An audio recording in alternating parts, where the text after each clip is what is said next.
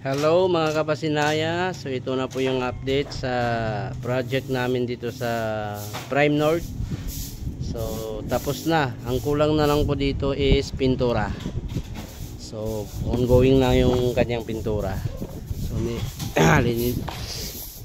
nililinis na po yung harap. Ayan. Yan, bago po tayo alis sa project, kailangan malinis. Ganyan po tayo. Pasukin po natin. Yan. Okay, so naka-tiles na lahat, linis na lang. Ayan, ongoing na rin yung kanyang pintura. Skim coat pintura. Yan po yung kanyang design. Cube light kung tawagin. Ayan naman po yung kanyang hagdan. Ayan. Yan lang yan eh. Yan. So, ito naman yung kanyang likod. So, yung dating pader dyan, tinanggal natin. Yung lababo niya dati.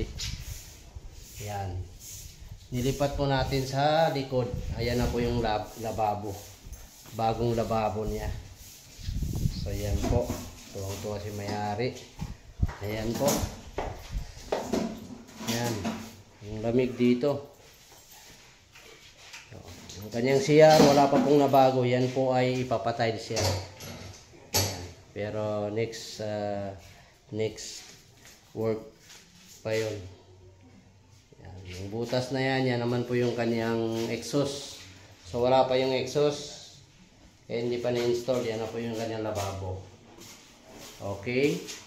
So yan, nakakisami rin yung kanyang back extension.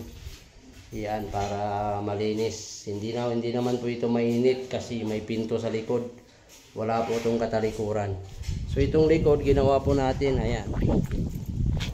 Ayan po yung likod, may pinto.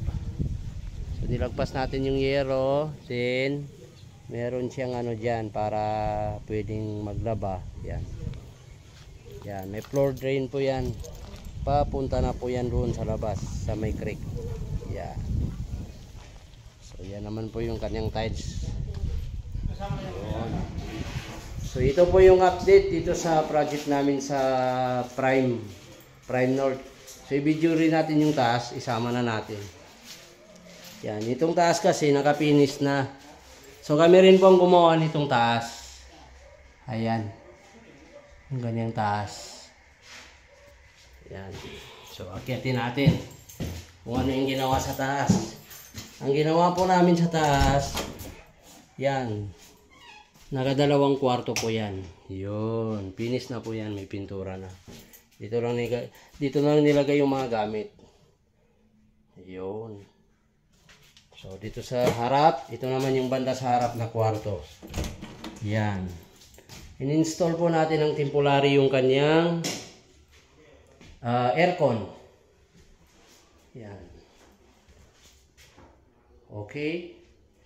So, yan po. Yan, finish na po itong taas. Okay na po to. So, ito na lang po yung mga hagdan. Yan, pababa. Yan po yung ginawa namin lahat. So, maraming salamat po sa may-ari kay owner sa tiwala. Kahit pa unti-unti, kami pa rin yung pinagawa. Thank you, sir. Ma'am, thank you sa tiwala.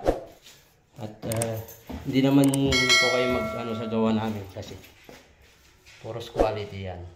So sa mga gusto magpagawa, mag-PM na lang po. Kasim Construction Services po.